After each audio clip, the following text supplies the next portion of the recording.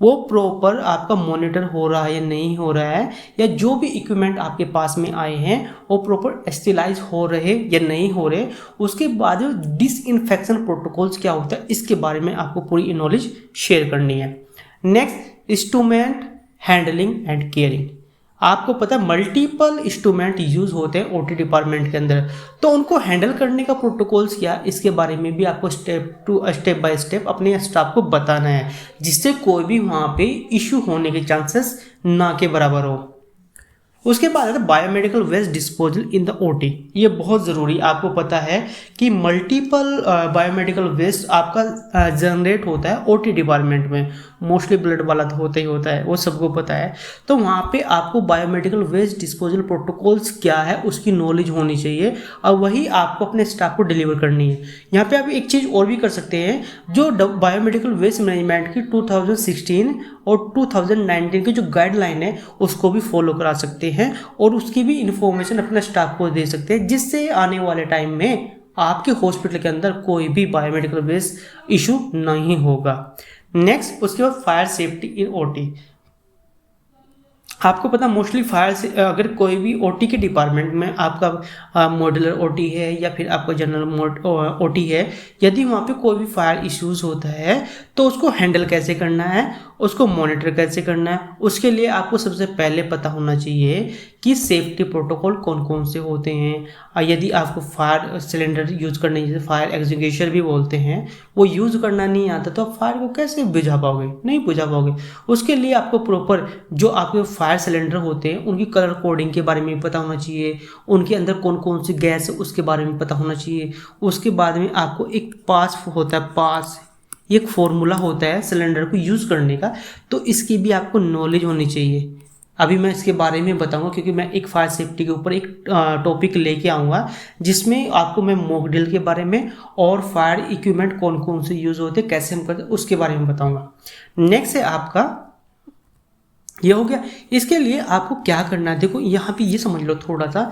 सबसे पहले आप क्या करते हो, जैसे हमारा पहला टॉपिक होगा यहाँ पे जो WHO की जो गाइडलाइन है ना, WHO की गाइडलाइन, उसको आप यूज़ कर सकते हो इसके लिए, ठीक है। अब यहाँ पे आ गया इन्फेक्शन कंट्रोल प्रोसेस, इसके लिए आप यहाँ पे CDC की जो गाइडलाइन है उसको यूज़ कर सकते हो, या फिर आपको हॉस्पिटल इन्फेक्शन कंट्रोल का आपके पास में मैनुअल, उसको भी यूज़ कर सकते हो। आपने देखा होगा जब आप हॉस्पिटल इन्फेक्शन कंट्रोल मैनुअल बनाते हैं तो आपने सोर्स कहीं ना कहीं से अपना डेटा लेते हैं, भाई आपने एम्स से ले लिया या किसी और ऑर्गेनाइजेशन ले लिया, ICMR से ले लिया, CDC से ले लिया, इसी से प्रोटोकॉल लोगे ना, उसी के ऊपर वर्क करोगे, ये ले सकते हो।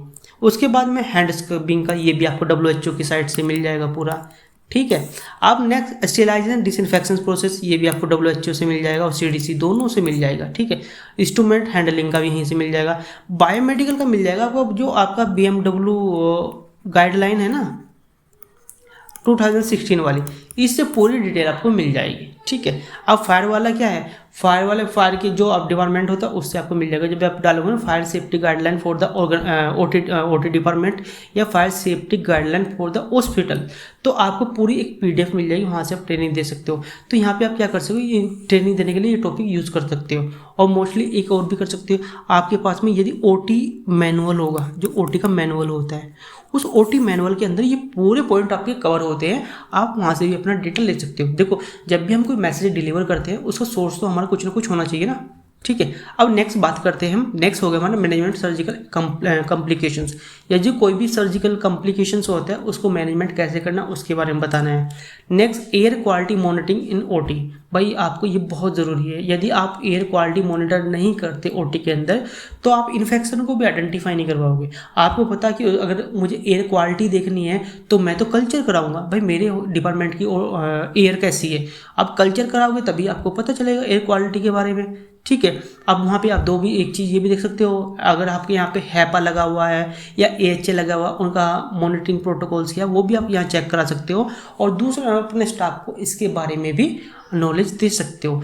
मुझे एक चीज़ बतानी है आपको कमेंट करके, जो आपका OT डिपार्टमेंट होता है उसमें आपका पॉजिटिव प्रेशर होता है या नेगेटिव प्रेशर होता है। यदि किसी को भी पता है वो मुझे कमेंट करके जरूर बताएं कि OT में कौन सा प्रेशर होता है, पॉजिटिव प्रेशर होता है या नेगेटिव प्रेशर होता है। नेक्स्ट है हैंडलिंग ऑफ इम्प्लांट। जितने भी इम्प्लांट आपके डिपार्टमेंट के अंदर आते हैं उनको हैंडलिंग करने का प्रोटोकॉल्स क्या है, कैसे रिसीव किए जाते हैं, यूज़ कैसे किया जाता है, डिस्पैच कैसे किया जाते हैं, या फिर आपको डिस्कार्ड करने उसके लिए क्या प्रोटोकॉल्स है, ये सब आपको अपने स्टाफ को बताने हैं। नेक्स्ट आता है कंसेंट वेरिफिकेशन बिफोर सर्जरी। भाई अगर आपको पता है कि जब भी किसी पेशेंट का कोई भी प्रोसीजर होता है तो वहाँ पे आपको पता हाई रिस्क कंसेंट भी हम यूज़ करते हैं ना, तो उसकी उसकी जो डीप नॉलेज होती है, उसके जो अटेंडी होते हैं या उसके रिलेटेड होते हैं उसको भी शेयर करते हैं कि भाई अगर आप इस पेशेंट की प्रोसीजर करा रहे हो, इसको रिस्क ये होगा, बेनिफिट ये होगा, अल्टरनेटिव ये होगा, सब चीज़ें बताओगे। अभी मैं एक टॉपिक और लेके आऊँगा जिसमें मैं सिर्फ कंसेंट के बारे में बताऊँगा कि हम कंसेंट बनाते कैसे हैं, उसे चेक कैसे किया जाता है, उसके बाद हॉस्पिटल के अंदर कौन कौन से कंसेंट होते हैं, वो बाइलिंगुअल ही क्यों होते हैं, और उसके अंदर कौन कौन से पॉइंट चेक किए जाते हैं, ये सब हम उसमें एक्सप्लेन करेंगे। दूसरा, यदि आप इस चैनल पर पहली बार आए हैं तो वीडियो को लाइक करें और चैनल को सब्सक्राइब करें, जिससे आने वाली वीडियो का नोटिफिकेशन आपको मिलता रहे। ठीक है। Next, positioning of patient during surgery. आपको पता है ये बहुत ज़्यादा इंपॉर्टेंट है। जब भी नर्सिंग स्टाफ हॉस्पिटल के अंदर वर्क करता है ओटी डिपार्टमेंट में, उसे ये नहीं पता होता है कि जब किसी पेशेंट को प्रोसीजर होता है उसकी पोजिशनिंग हम कैसे आइडेंटिफाई करते हैं और उसे हम मॉनिटर कैसे करते हैं और उसका मूवमेंट कैसे कराते हैं। ये नॉलेज आपको अपने स्टाफ को देनी है। Next is septic technique for surgery. इसके बारे में तो ऑलरेडी आपको पता ही है, ये तो बहुत ज़्यादा इंपॉर्टेंट है, इसको तो 100% आपको स्टाफ को नॉलेज होनी चाहिए। Next, pre operative post operative care के बारे में पूरी नॉलेज देनी है। आपको नोट्स कैसे डालने हैं इसके बारे में भी अपने नर्सिंग स्टाफ को बताना है। जो आपका पेशेंट मॉनिटरिंग प्रोटोकॉल्स क्या है, वाइटल हम कैसे मॉनिटर करते हैं, डॉक्टर के ब्याह पे हम नोट्स कैसे डालते हैं, ये भी आपको पूरी इन्फॉर्मेशन डालनी है। और पेशेंट की पोजिशंस क्या है, उसकी कंडीशन क्या है, वो भी आपको एक्सप्लेन करनी है। नेक्स्ट आता है emergency drug in the OT. ये बहुत ज़्यादा इंपॉर्टेंट है। मोस्टली ओटी के अंदर जो आपका क्रेस कार्ड होता है वो क्रेस कार्ड मैनेजमेंट प्रोटोकॉल बिल्कुल फॉलो नहीं होता। आपका मेन काम है अपनी ओटी के अंदर उस प्रोटोकॉल को फॉलो कराना। हाई रिस्क मेडिसिन आपके पास कितनी है, क्रेस कार्ड मैनेजमेंट क्या है, इन्वेंट्री मैनेजमेंट आपने कैसे किया है, जो भी इमरजेंसी मेडिसिन आपके पास में अवेलेबल है वो आपको डिस्प्ले भी करनी है। Okay. Next, documentations in the OT register. भाई ये बहुत ज़रूरी है क्योंकि आपको पता है कि ओटी के अंदर मल्टीपल फॉर्म यूज़ होते हैं, चेकलिस्ट यूज होते हैं, रजिस्टर बनते हैं। तो कौन कौन से रजिस्टर बनते हैं इसकी नॉलेज आपको होनी चाहिए। दूसरा, उस रजिस्टर के अंदर हम कौन कौन सी हेडिंग रखते हैं या कौन कौन से पॉइंट ऐड करते हैं, ये भी आपको अपने स्टाफ को शेयर करना है कि भाई आपको ओटी के रजिस्टर कैसे बनाने। आपको पता है कि आप क्वालिटी इंडिकेटर के लिए भी डेटा कैप्चर करोगे, टैट मॉनिटर के लिए भी डेटा कैप्चर करोगे, उसके बाद में आप जो आप ओटी यूटिलाइजेशन निकालते हैं उसके लिए भी डेटा कैप्चर करोगे। ठीक, उसके बाद में आपके यहाँ पे ह्यूमिडिटी कितनी है, टेम्परेचर कितना है, आपके यहाँ पे डीप क्लीनिंग प्रोटोकॉल्स क्या है, उसके बाद में जितनी भी अगर वहाँ मोर्टेलिटी कोई भी अगर डेथ हुई है या कोई भी ब्रेक डाउन हुआ, इसके रजिस्टर तो आपको बनाने पड़ेंगे ना। इसके बारे में आपको पूरी इन्फॉर्मेशन अपने स्टाफ को देनी है। मैं थोड़ा जल्दी बताऊंगा क्योंकि अदरवाइज वीडियो थोड़ी लंबी हो जाएगी। Next, double checking surgical site. इसके लिए आपको क्या करना है, जो आपका IPSG गोल होता है, IPSG इसे बोलते हैं इंटरनेशनल पेशेंट सेफ्टी गोल, जो 6 आपके जो 7 होते हैं, शायद 6 होते हैं। तो ये आपको क्या करना है, अपने स्टाफ को पूरी इन्फॉर्मेशन शेयर करनी। इससे 2 चीज़ें होंगी, वो डबल चेकिंग भी करेगा, डबल वेरिफिकेशन भी करेगा, उसे सर्जिकल साइट मार्किंग का भी पता होगा, मेडिकेशन एरर रिड्यूस कैसे करनी उसकी भी नॉलेज हो जाएगी। दूसरा, आप डबल आइडेंटिफिकेशन कैसे करते हैं और किसी भी पेशेंट को आइडेंटिफाई करने के लिए 2 जो हम आइडेंटिटी यूज करते हैं कौन कौन सी, वो सब के बारे में यहाँ से नॉलेज हो जाएगी।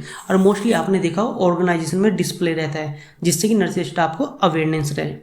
नेक्स्ट आता है सेफ हैंडलिंग शार्प इंस्ट्रूमेंट। आपको पता है कि मोस्टली शार्प इंस्ट्रूमेंट आपके ओटी में अवेलेबल रहते हैं। भाई किसी के साथ में कोई इंसिडेंट ना हो जाए, इसलिए आपको ट्रेनिंग देनी है। भाई इसको यूज़ कैसे करते हैं, इसको हम ट्रांसफ़र कैसे करते हैं, जब हम डॉक्टर्स को देते हैं कौन कौन सी हमें प्रोटोकॉल को फॉलो करना। भाई ऑलरेडी यदि आपके पास स्क्रब नर्स है, चलो वो ये काम कर लेती है, लेकिन कभी आप भी तो इम्प्रूव करोगे अपने आप को। यदि आप असिस्टेंट नर्सिंग में हो तो आप नर्सिंग इंचार्ज भी बनोगे, नर्सिंग मैनेजर भी बनोगे ओटी के अंदर, तो आपको भी तो थोड़ा तो इसके बारे में नॉलेज होनी चाहिए ना। नेक्स्ट है आपका लेटेक्स एलर्जी प्रोटोकॉल, इसके बारे में पता होना चाहिए। नेक्स्ट आ गया मोस्ट इंपॉर्टेंट स्पेसिमेन हैंडलिंग, इसके बारे में जरूर पूछेगा। आपने देखा होगा बायोप्सी का कभी टेस्ट जाता है आपके ओटी डिपार्टमेंट से, और भी टेस्ट जाते हैं भाई, उनका जो उनकी इन्वेंट्री मैनेजमेंट क्या है, यानी अपने रजिस्टर बनाया होगा। दूसरा उसको डिलीवर करने का प्रोटोकॉल्स क्या है, उसका लेबलिंग प्रोटोकॉल्स क्या है, उसकी रिपोर्ट रिसीव करने का प्रोटोकॉल्स क्या है, जो टैक्ट उसकी भी नॉलेज आपको होनी चाहिए अच्छे से ना, तभी आप इसको कर पाओगे।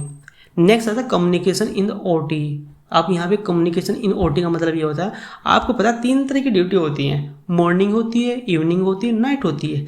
अब तीनों शिफ्ट में क्या होता है, जो भी नर्सिंग स्टाफ होता है वो हैंड ओवर दे के जाता है। यानी अब जैसे सपोज लो मॉर्निंग में मेरी ड्यूटी है जो आपकी 8 to 2, तो 2 to 8 किसी होगी, तो मैं अपना हैंड ओवर दे के जाऊँगा ना, किसी को अपने पेशेंट दे के जाऊँगा। तो उस कंडीशन में जो हम यूज़ करते हैं वो सबर फॉर्मेट यूज़ करते हैं, ठीक है। इसकी नॉलेज होनी चाहिए, और जो भी आप हैंड ओवर दोगे वो सबर गाइडलाइन के बिहाफ पे आपको देना है। नेक्स्ट आता है आपका कौन सा, प्रिवेंशन सर्जिकल साइट इन्फेक्शंस। ये बहुत ज़रूरी है, क्योंकि आपको पता है ओटी के बाद में पेशेंट को सर्जिकल साइट इन्फेक्शंस होता है और कितने दिन के लिए होता है, यदि 30 डे के अंदर ये होता है तो ये आपका सर्जिकल साइट इन्फेक्शन में कवर होता है, और 90 डे तक भी चल सकता है, 90 डे तक, ठीक है। अभी ये आपको पता कैसे चलेगा, देखो इसको थोड़ा सा मैं बता देता हूँ, जरूरी है। इस पर मैं इस पर और टॉपिक पे ट्रेनिंग भी लाने वाला हूँ।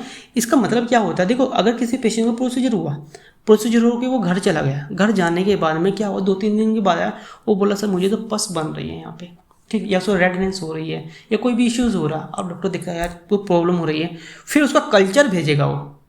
जब वो कल्चर भेजेगा, कल्चर जाने के बाद में जैसे वहाँ पे जो आपका माइक्रोबायोलॉजिस्ट होगा उसका कल्चर करेगा कि भाई ग्राम पॉजिटिव है ग्राम नेगेटिव दोनों, वो तो खुद ही बताएगा क्या करना है। उसके बाद में कौन सा बैक्टीरिया वहाँ पे पॉजिटिव आ रहा है, उसके बिहाफ पे फिर आपकी एंटीबायोटिक चलेगी, ठीक है।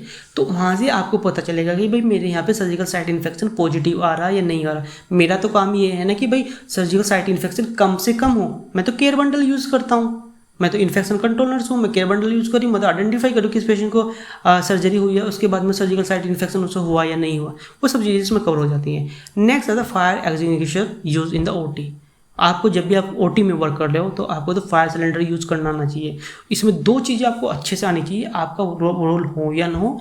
एक तो होता है आपका पास का मतलब होता है जो सिलेंडर होते हैं ना, ये सिलेंडर है सपोज है मेरा, ठीक है, ये मेरा सिलेंडर, इसको यूज़ करने के लिए मैं पास फार्मूला यूज़ करूँगा। और यदि कोई मेरा ये पेशेंट है, ये मेरा वार्ड में ओटी में है, इसे मुझे रिमूव करना है, तो यहाँ पे मैं रेस यूज़ करूँगा,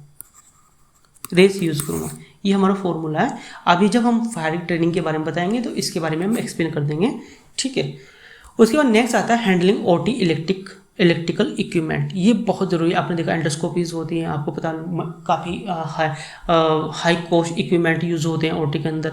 तो अब ये जो इक्विपमेंट्स होते हैं उन्हें मॉनिटर करने का प्रोटोकॉल भी तो कुछ होगा, उनको हैंडल हम कैसे कर रहे हैं ये तो बताना पड़ेगा ना आपको स्टाफ को। क्योंकि यदि मैंने ओटी में ज्वाइन किया है, मुझे नहीं पता कि भाई मैं फ्रेशर हूँ कि वहाँ पे उन्हें कैसे हैंडल करना। यदि आप मुझे एक बार बता दें कि भाई ये इक्विपमेंट आपको इस तरह से उठाना है और ऐसे डॉक्टर को देना और ऐसे रिसीव करना और इसकी पोजीशनिंग ये रहनी है, तो मुझे पता चल गया तो मैं इसे कंटिन्यू रखूँगा। जब मुझे पता ही नहीं चला तो मैं क्या कर लूँगा, मैं तो जो भी करा गलत या सही मुझे तो पता नहीं उस चीज़ के बारे में ना, मैं तो तभी तो पता कर पाऊंगा गलत का जब मुझे उसकी नॉलेज हो जाएगी।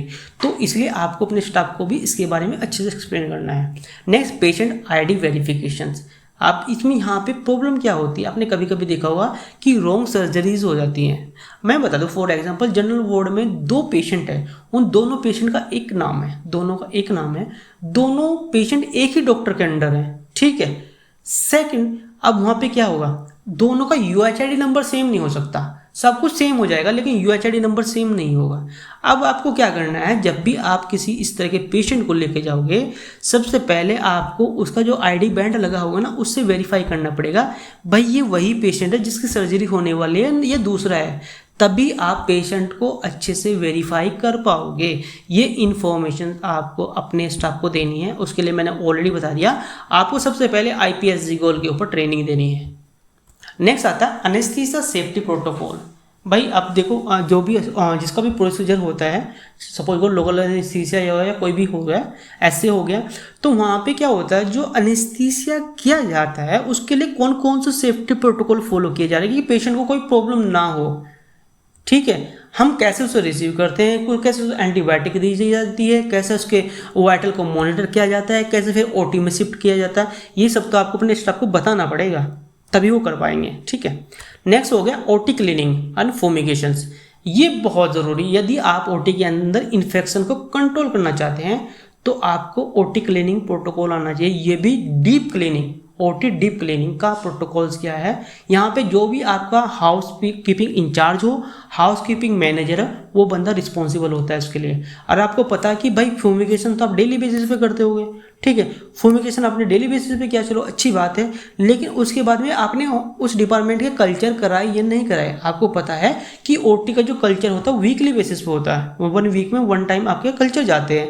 अब यदि आपने फ्यूमिगेट कर दिया, फ्यूमिगेट करने के बाद में आपने कल्चर कराया, ठीक, आपने क्या कल्चर टेस्ट किया, तो उसके बाद वो तो नेगेटिव आएगा, वो पॉजिटिव नहीं आएगा। तो यहाँ पे 2 चीज़ें होती हैं, आपका एक प्री कल्चर टेस्ट होता है, एक पोस्ट टेस्ट होता है। प्री टेस्ट होता है आपका फूमिगेशन से पहला, और पोस्ट टेस्ट होता है फूमिगेशन के बाद का। तो ये आप कराओगे तभी आपको पता चलेगा कि आपके डिपार्टमेंट के अंदर कौन सा बैक्टीरिया ग्रो कर रहा है। ठीक है। नेक्स्ट आपका स्पिल